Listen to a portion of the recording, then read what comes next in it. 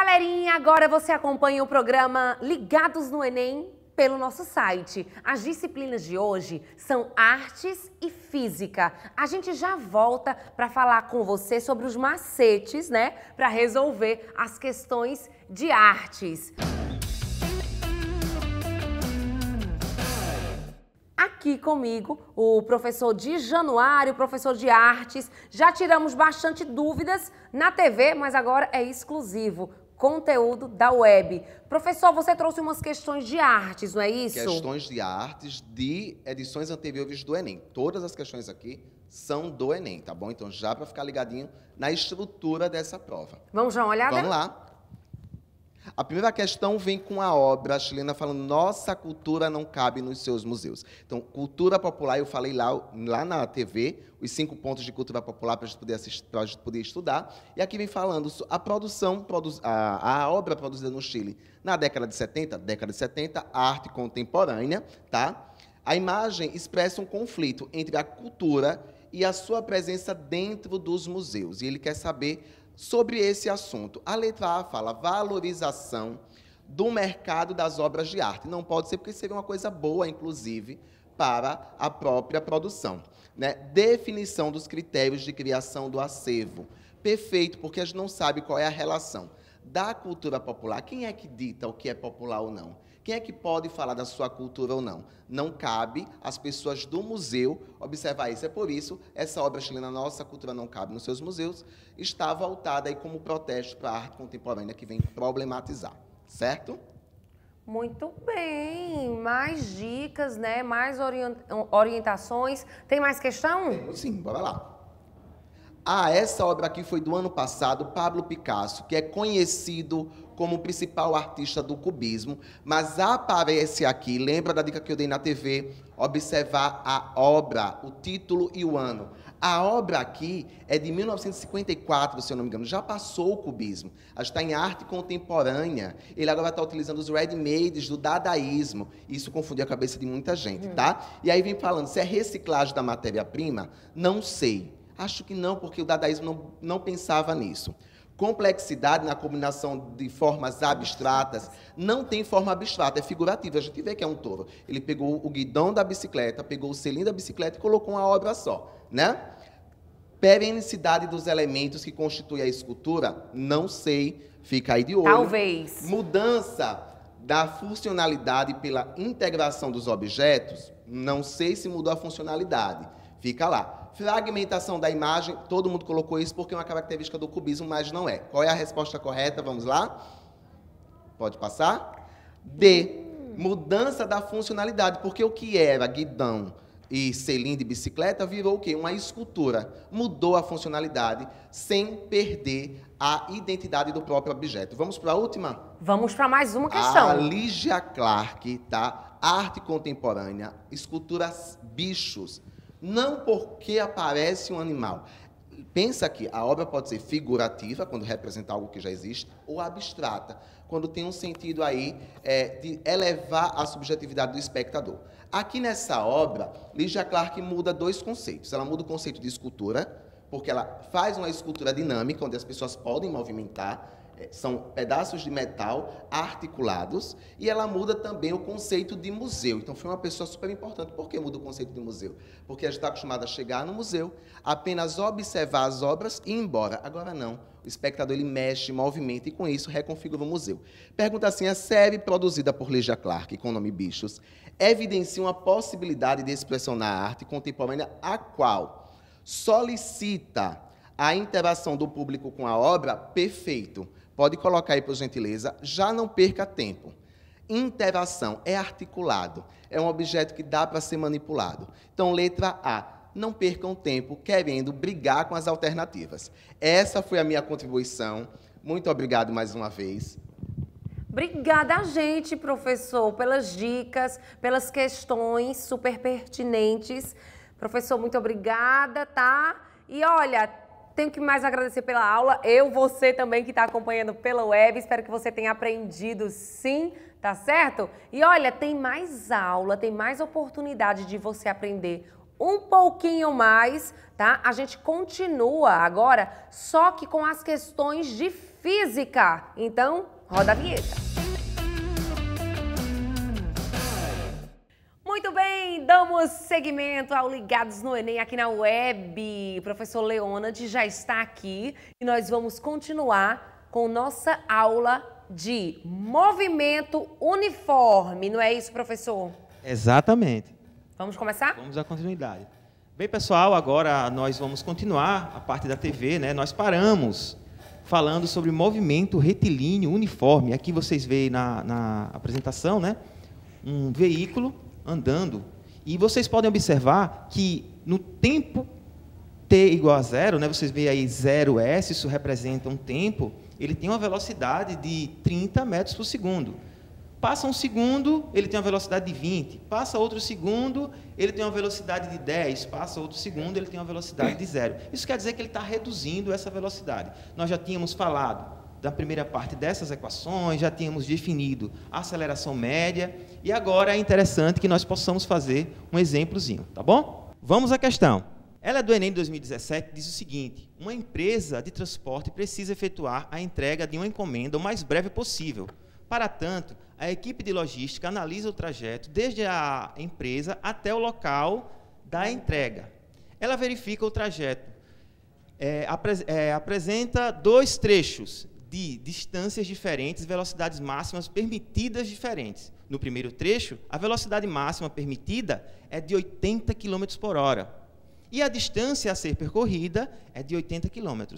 No segundo trecho, cujo comprimento vale 60 km, a velocidade máxima permitida é de 120 km por hora. Supondo que as condições de trânsito sejam favoráveis para que o veículo da empresa ande continuamente na velocidade máxima permitida, qual será o tempo necessário em horas para a realização da entrega? Nossa, questão bem longa. É e longa, aí, né? professor, Vamos lá. Tem que prestar lá. atenção. Pessoal, é o seguinte, esse problema ele trata da seguinte forma.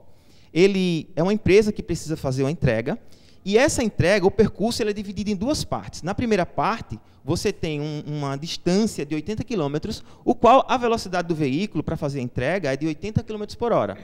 No segundo trecho, a distância a ser percorrida é de 60 km e a velocidade máxima permitida, a qual o veículo vai, nós vamos fazer essa suposição, é de 120 km por hora. Então, para encontrar a solução desse problema, você precisa encontrar o tempo gasto na primeira etapa e somar com o tempo gasto na segunda etapa. É um problema, assim, que é mais dificuldade a questão do texto do que propriamente a questão das contas. Não esquece de sublinhar, passa o próximo slide, por favor.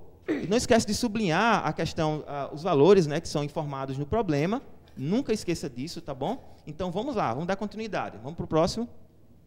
Então, aí vocês veem, que eu já coloquei para vocês veem o ΔS, que é o percurso 1, a distância é 80 km, a velocidade média é de 80 km por hora, nós precisamos encontrar esse tempo no primeiro percurso.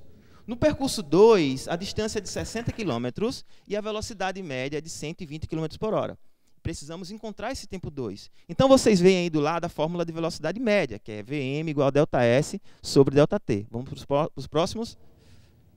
E aí eu fiz, já foi feita a conta, né? Eu substituí no lugar da velocidade 1 o seu respectivo valor, que era 80 km por hora, substituí também no lugar do ΔS o seu valor, que era 80 km, e aí eu fiz as contas, foi feito meios pelos extremos, e ficou 80 dividido por 80, que é igual a 1 hora. Foi o tempo gasto no primeiro percurso. Precisamos agora encontrar o tempo gasto no segundo percurso. Vamos lá? E aí está feito, eu chamei de V2, ΔS sobre ΔT. Vocês têm que a velocidade média no percurso 2 é 120 km, o espaço percorrido é 60 km, vocês fazem meio pelos extremos aí e encontram 60 dividido por 120, que vai dar 0,5 horas. E aí agora vocês têm que somar essas duas informações. Passa aí o próximo. Somando essas duas informações, você tem que o tempo total é 1,5 metros. Tá bom? Então, vamos passar para o próximo. Vamos marcar a alternativa. Então, é a letra C, 1,5. Beleza? Resposta é letra C, 1,5. Muito bem. Olha, pessoal, outro assunto de física que foi muito pedido no Instagram da TV Ponta Verde foi faz o suspense, né? Dinâmica, isso mesmo, dinâmica que trata do movimento dos corpos. E já vem à cabeça, né, as leis de Newton, não é isso, professor? Exatamente. Né? Eu quero ver se eu ainda lembro, né, da lei da inércia, lei da superposição de forças e a lei da ação e reação. Eu confesso que eu não era boa em física, mas eu era esforçada. Lembrei de algumas, né? Exatamente. Vamos lá, a Monique está antenada aí nas leis de Newton, né? Bem, essa segunda parte aqui, ela vai falar de dinâmica. E dinâmica é a parte da mecânica que se preocupa com os movimentos dos móveis. Agora, ela leva em consideração a causa do movimento, tá bom? E quando fala em causa de movimento de móveis, vocês acabam lembrando de força. E falando de força, como a Monique acabou de falar, falando de força, nós nos remetemos às leis de Newton. E elas são 3. Primeira lei de Newton, que é a lei da inércia. Segunda lei de Newton, que é força igual a massa vezes aceleração. E a terceira lei de Newton, que é a lei da ação e reação. Vamos falar da primeira lei de forma rápida, passando aqui para o slide. Vocês tinham o seguinte, a primeira lei de Newton ela diz o seguinte, que um corpo que estiver em repouso ou em movimento retilíneo uniforme, ele tende a permanecer nessa condição, a menos que uma força externa atue sobre ele. O que é que a gente está querendo dizer com isso? Se você tiver, por exemplo, Monique, uma bola ali no cantinho do seu quarto, parada, ela vai permanecer nessa condição até que alguém chegue lá e dê, por exemplo, um chute nessa bola.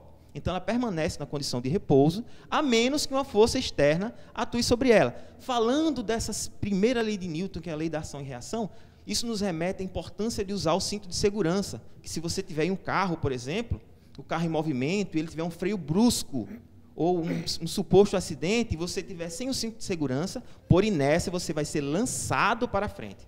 Isso é muito importante. Lembra, quando entrar no carro, primeira lei de Newton, lei da inércia. Coloca o cinto de segurança. Muito bem. Outra coisa importante que a gente precisa destacar Monique, você acha mais fácil colocar em movimento um elefante ou uma formiga? O que é que você acha? Nossa, lá vem, olha... Empurrar ele se casca de banana. Para se movimentar? Sim, é mais fácil empurrar uma formiga ou empurrar um elefante. Uma formiga? Uma formiga, né? Com isso, ela tirou 10.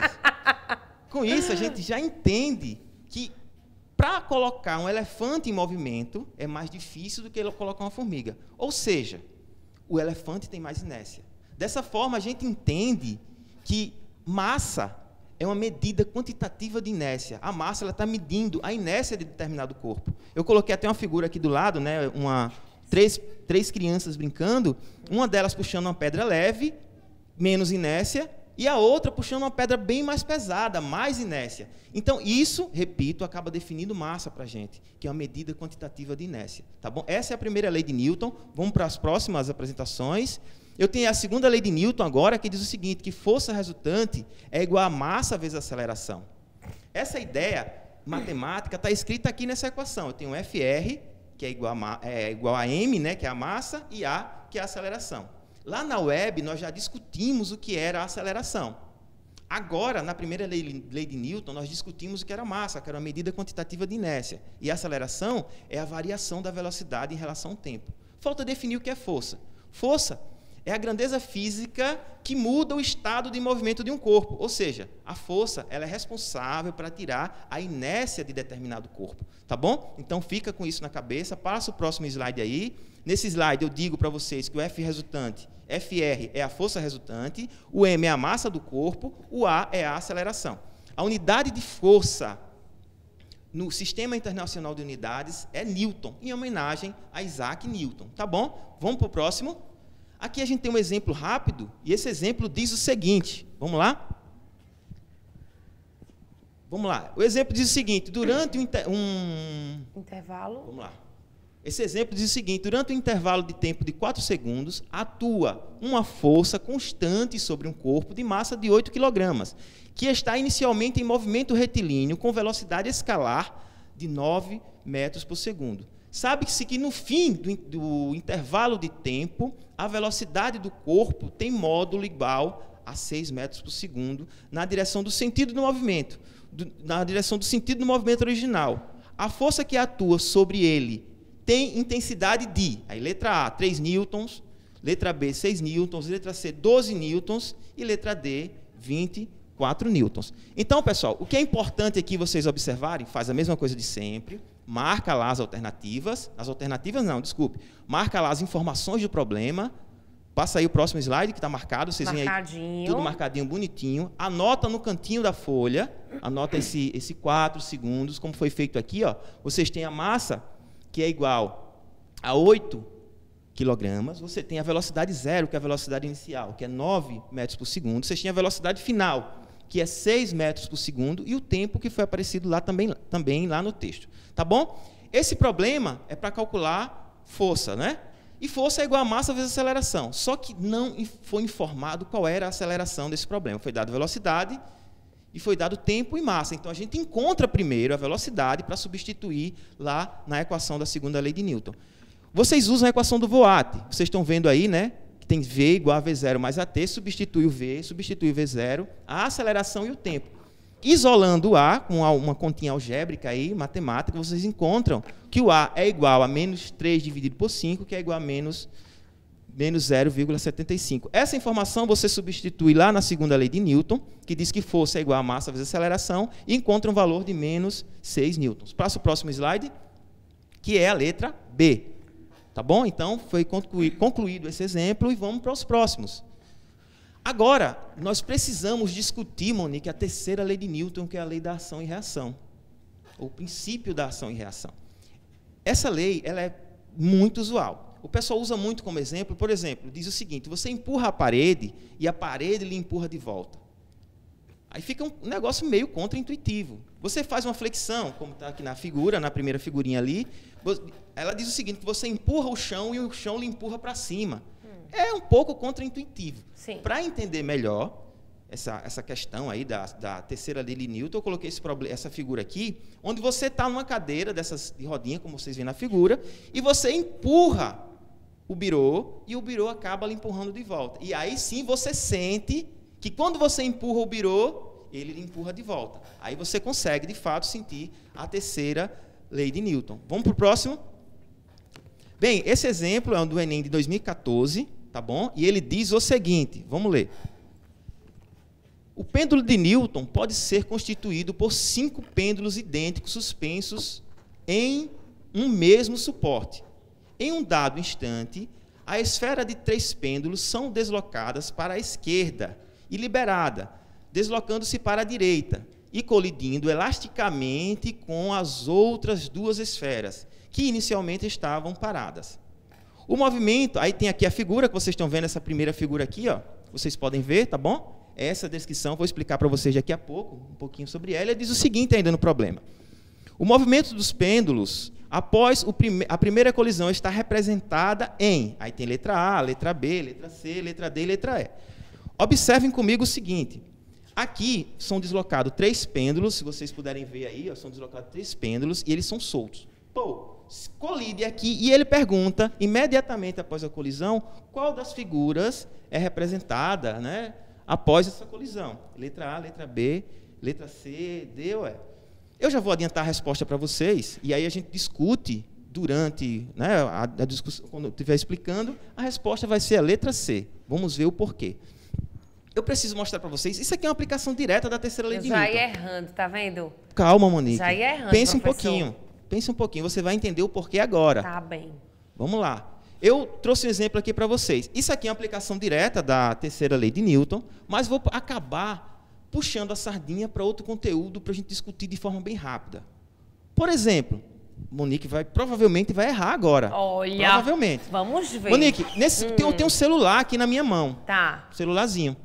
Você acha que tem alguma energia nesse celular, nesse instante? Fala de energia física mesmo. Sim. Não de energia positiva, negativa, essas coisas, sabe? Sim. Tem que tipo de energia? Você tem ideia? Não.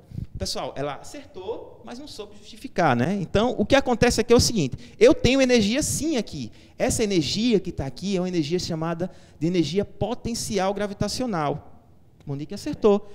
E a partir do momento, por exemplo, não sou maluco, né? Mas se eu soltar o meu celular, ele vai perdendo energia potencial e vai ganhando outro tipo de energia chamada de energia cinética. E aí se choca com o chão e essa energia ela é dissipada em forma de calor e som. Tá bom? Então, aqui a gente trata de um problema de conservação de energia. Como eu falei, pode ser explicado tranquilamente utilizando a terceira lei de Newton, que é a lei de ação e reação, mas vamos puxar a sardinha já para outro conteúdo rapidinho. Dentro desse contexto, se eu pegar essas 3 esferas e deslocar, quando eu soltar, por conservação de energia, a figura tem que ser basicamente a mesma. Quando eu puxo aqui, ó, essa seta está indicando que ele vai colidir aqui, ele vai bater por conservação de energia, as 2 esferas vão ficar em repouso e 3 vão se deslocar. E aí vai voltar-se esse processo. Ele bate e fica 2 sobre 3. Bate e fica 2 sobre 3. E assim sucessivamente. Bem, com isso, nós concluímos essa parte da aula, a parte da web. Eu peço a vocês que se inscrevam aqui nos nossos canais, tá bom? E eu quero pedir uma deixa a você, pedir para o pessoal se inscrever no meu canal também. Por favor, vai ser ótimo. Tá bom? Pode Então, fazer o convite. Pessoal, se inscreve lá no meu canal no YouTube e no meu Instagram.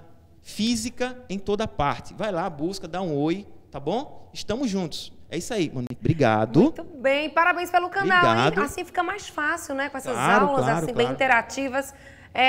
Ganhei uma nota 10, acertei uma resposta. 9,5. 10, 10. Tá bom, que 10, vale. 10, Tá vendo 10. aí? Tá bom demais, se ele diz, tá dito. Muito obrigada, viu, professor, pela sua Beleza, participação aqui também no Ligados no Enem, na Exatamente. web.